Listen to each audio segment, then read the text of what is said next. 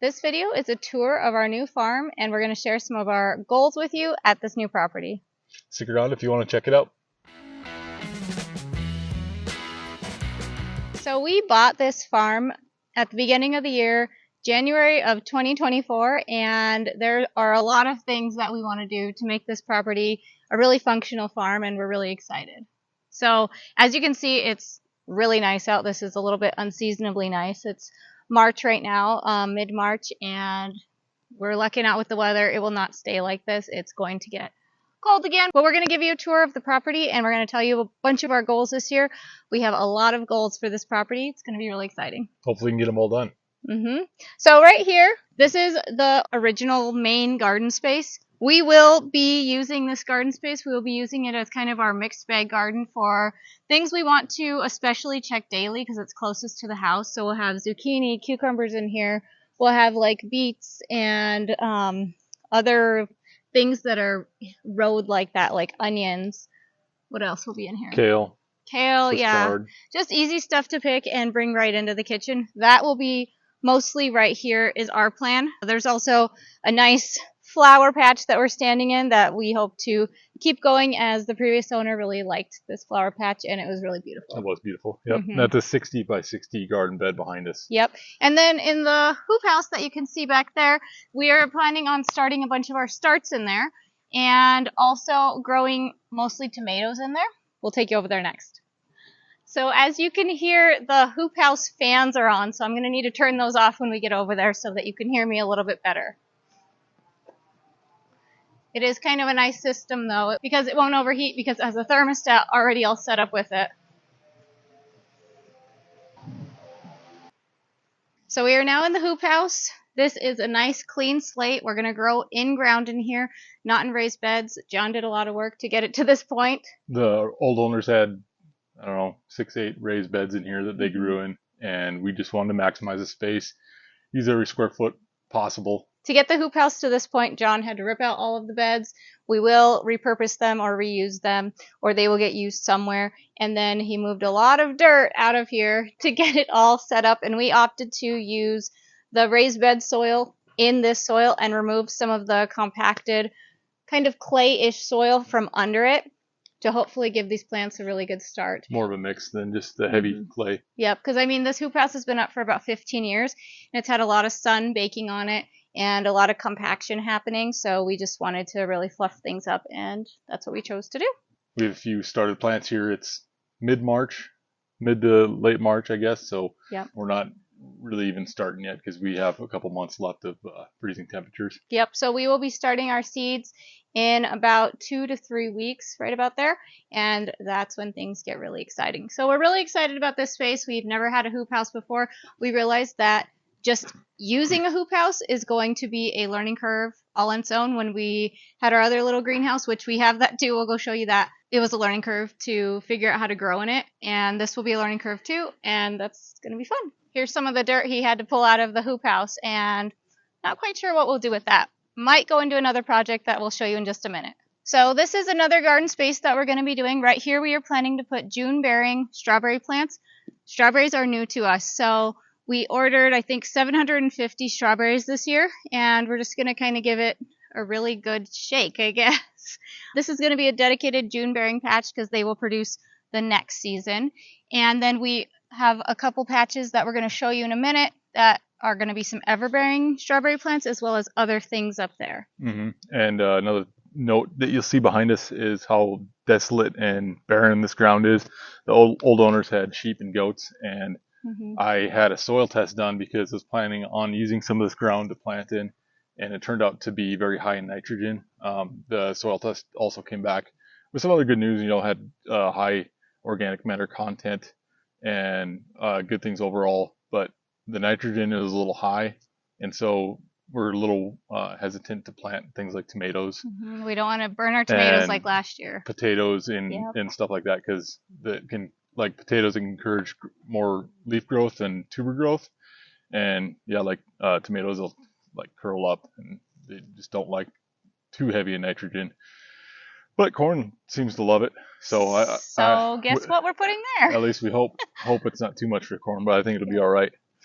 So we have 20,000 corn seeds that we're going to be putting in that larger field behind us that's kind of desolate, as well as some of the field next to it that was part of the old sheep pasture. We're going to be fencing it off a little bit closer for other animals, and then we're going to have a big space to grow a bunch of sweet corn in. Mm-hmm. Figuring out irrigation will be the big task at hand for us. Like you can see along here the edge. I don't know if you can see it in the shot or not, but there's a ditch that runs year round here, and we're going to be able to pump water out of that for all of our garden uses.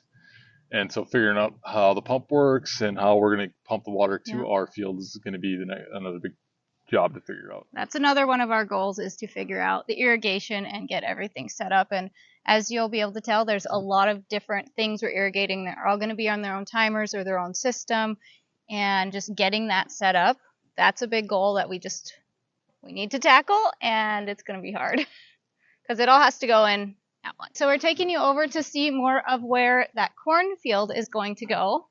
On the side here, you can kind of see the irrigation ditch that he was talking about. And as you can probably also see, there's a lot of just stuff everywhere.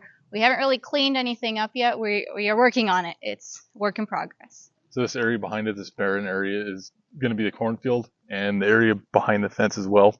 I've been keeping my dogs in there for the winter, but I'll fence them out of it. And we're going to pump ditch water and overhead sprinkle it with hand line or PVC line that I'm going to rig up. I'm not sure which as of yet, but. Yep. So the variety that we are growing this year is called Luscious Sweet Corn. We opted to go with that. We grew Luscious Sweet Corn last year as well as Northern Extra Sweet, but we opted to just grow one this year because we're doing one big field instead of two separate cornfields spaced really far apart like we did last year. It makes things a lot easier. It does, except the irrigation. We have to figure that out. Yeah, just not having to worry about cross-pollination with the corn. It will be nice. Yep. The other thing to note was that Luscious was significantly cheaper than Northern Extra Sweet. It was. So. And beautiful bicolor corn. Everybody wants bicolor corn. Yep. Sold better too. Sold better. Yep. Yeah. And just really yummy. Like, I like to pull that one out, canned corn of that out versus the other kind a lot more. So this year, one of our goals is to kind of dial things back, and we're going to do a 4-crop focus. So we're going to do sweet corn, green chilies. Yes, that's kind of random. Potatoes and tomatoes. And then I know I already mentioned the strawberry plants. We are going to be doing that. We don't know how well that's going to do, so I'm not even really counting it. And we'll still have other produce as well that are kind of like good farmers market staples. But dialing it back a little bit and focusing on what we know we can sell and what we know sells really good and what we know we like to have and eat, I think that's going to help things a lot this year. So that's one of our goals and our plans. Try to focus on what we know sells well and do a lot of it. So that's our idea. So we are on the walk to show you the additional garden spaces that we are adding that have originally been hayfield. And we are keeping a large portion of the hayfield that you can see out beyond over here.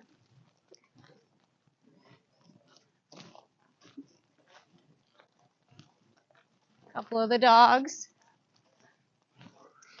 Part of the reason for a little bit of a funky setup with spacing things out the way we are is that this property is a little different. It's like a triangle shape, and I like things to be nice and square and orderly, and that's a little hard to do when you have a triangle to work with. So one of our goals is to separate this yard, put a fence right down the middle, and part of this yard will become that cornfield. It is really high nitrogen as well. The sheep and goats used to be kept in here. And the barn back there, we want to make it more functional. Right now it has all our stuff in there from the move, and that ties into another project, which is building a big pole barn. So we have a place to store all the stuff and then therefore make the barn more functional. This area out here is going to be 200 by 100 plots. We are also going to be putting a little triangle piece over here that is going to be a garden that we will have our ground cherries in, and they tend to come back every year. So that will just kind of be a dedicated permanent spot for them in this unusable, I think unusable as far as irrigation goes, triangle piece. And in these 200 by 100 plots, we're going to be putting the majority of our tomatoes. We are going to grow some in the hoop house, but we're also going to grow them out here. And then the chilies and peppers, all those types of things, as well as squash and viney stuff. What else is coming out here? The ever-bearing strawberries.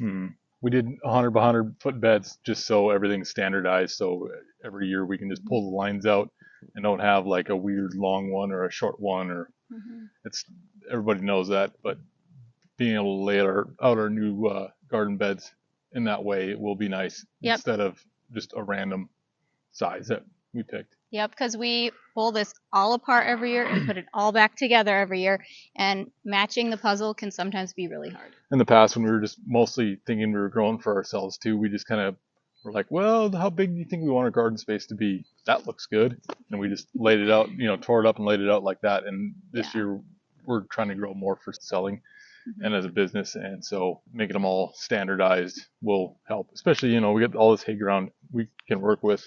If we can figure out how to get water there, we can make more 100 by 100 foot beds, as many as we want, until we run out of room. Or until we run out of time and energy. Yep.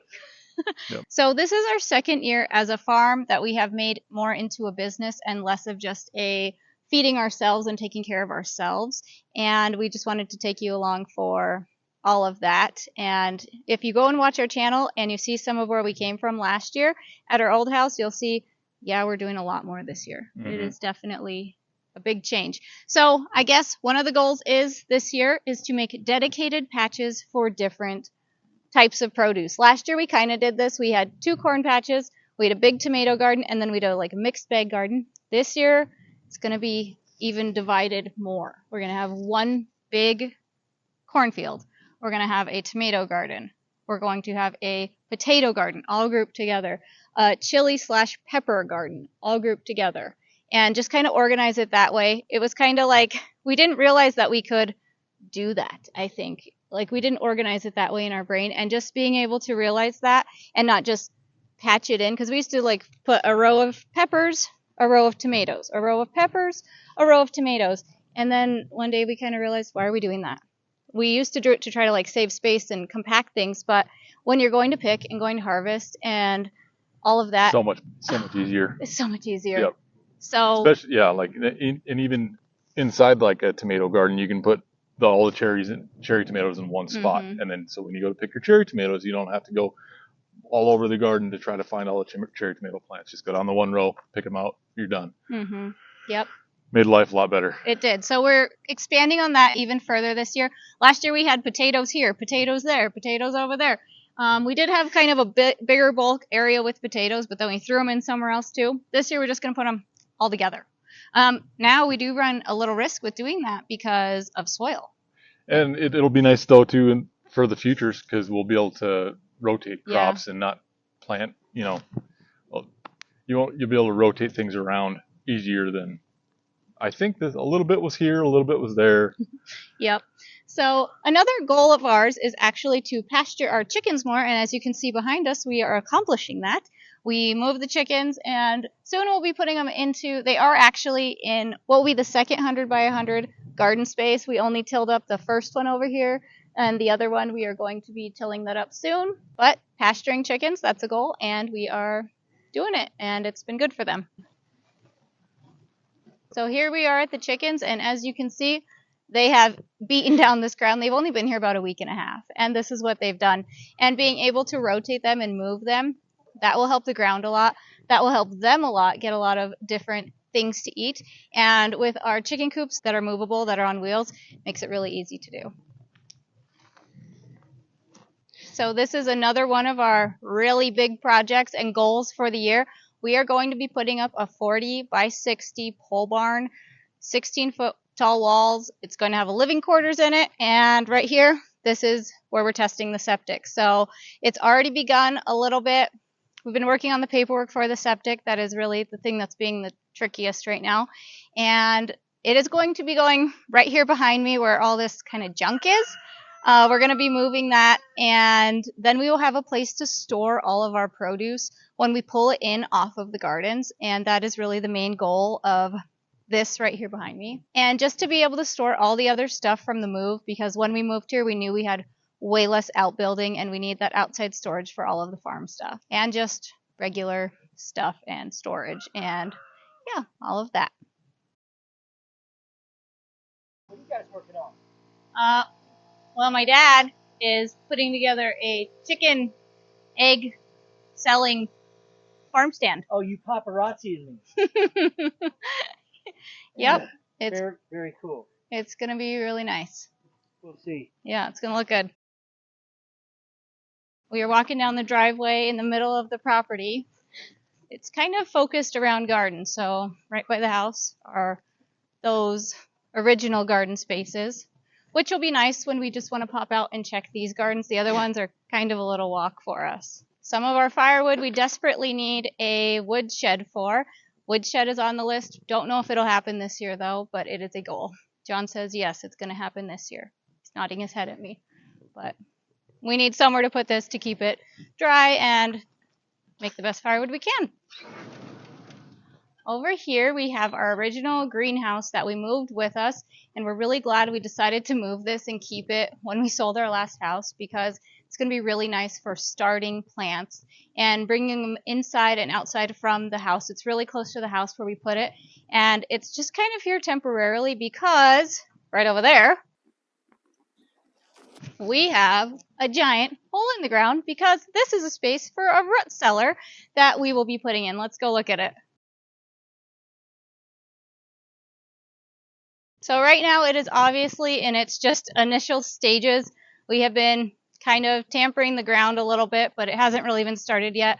We have this warm snap of weather. We're going to get a cold snap of weather, and we're kind of waiting for that. We were planning on using cinder blocks to build it, and when we dug this, it was really surprising to see how there is no moisture in the soil as far as we went down.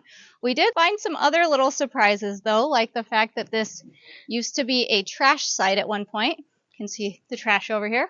We got all the trash removed from where we needed it, and I should specify that the trash we found down here was just like house trash, like paper plates, some clothes. It wasn't anything hazardous or toxic. It wasn't like the city's trash. It was just a place that the original homestead put some trash, and the original homestead on this property is the house that direction of us, and we did actually tell the current owners that we found their old trash pit, which is kind of funny because it wasn't their trash, but the trash was nothing hazardous is what I'm trying to say.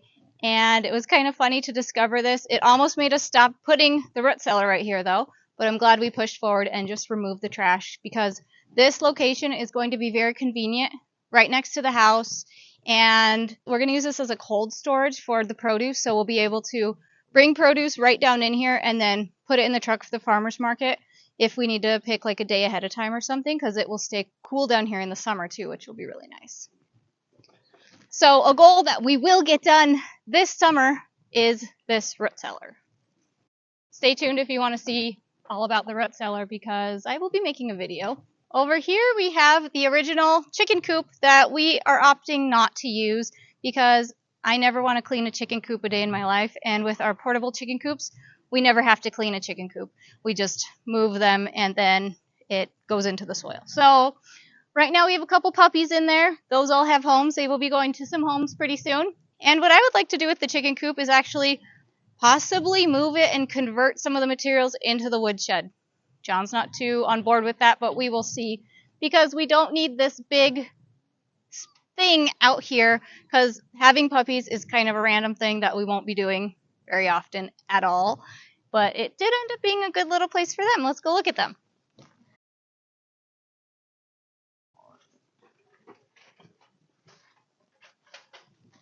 You guys are pretty cute, huh? Just stares. Hi. Hi. Okay, back with your brothers and sisters. Oh, no, no, no. Stay in there. So right here, this will be the home for John's new obsession, which is? My winter research project was all on apples and grafting apples, because you have an apple every day of your life. And we moved from two houses now, and both houses, as soon as we got there, we planted fruit trees, and I was thinking, we got to get them in, because then in a couple of years we'll finally get some fruit. And before they ever really get going, we always end up moving. So now that we moved here, I'm gonna try to save some money. Instead of buying trees from a nursery that are already like 3 or 5 years old, you spend 40 or 50 bucks per tree at least. At least. For a bare root tree. I'm gonna just buy the bare root stock and graft on whatever variety of apple I want. And I've got 50 bare root dwarf bud 9 rootstock coming. And so there's 2 lines here that I'm going to put in high density dwarf apple trees with a couple different varieties.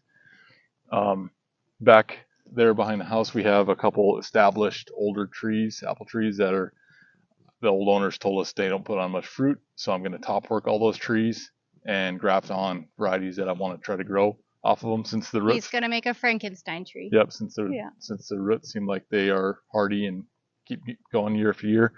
And then I'm going to put some full-size Antonopka rootstock trees back behind that chicken coop, because they're a bigger tree and they need more room. And yeah, I'm excited about it. Yeah, so he's been researching a lot. I don't know what any of this stuff is, so he'll have to educate me on this. And it'll be a fun venture to see how these trees do, especially compared to like our other trees that we bought established, and to see if we can get a high density orchard going in here. So that is a goal, to have a high density orchard, but an orchard takes a lot of time. Yep. So we can reap its benefits. Yep, long-term play, but it'll be fun. Like all those trees that we bought before, I had no idea what the rootstock was. Is semi-dwarf some sort, but don't know what variety. And some did well, did okay, I'd say, and some just didn't do well at all. So how many trees total do you have coming? About 65-ish. 50 dwarfing rootstocks, and then about, 15 full-size rootstocks. Okay. And then the two trees back there I'm going to top work. So oh, that's where you bought all those extras. Okay, gotcha. We got a lot of grafting to do this spring. Yeah, a lot of grafting, and never really grafted before. Nope, we'll see how it. Yeah, we'll see how that goes. It'll be a massive failure, but I'm only out a couple $100 versus. Yep. Yeah, and if it does take, which I hope I can make most of them take, I'll be way ahead on money compared to buying nursery trees. Yep, and you should be able to make some really high quality trees.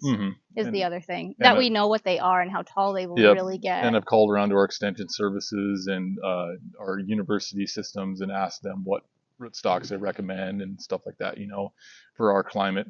And I hope that makes a difference if I get the grafts to take. So that was a quick tour of our new farm. We kind of hopped around a little bit, and we have a ton of goals for 2024 that we really need to get set up before next winter comes, and just a lot of farmers market goals. I would say our big goal is buying the new farm, and we checked that off our list. We are slowly starting to check off some of these other things, like pasture the chickens and get the root cellar going and start on the building, but this stuff takes time. Yep.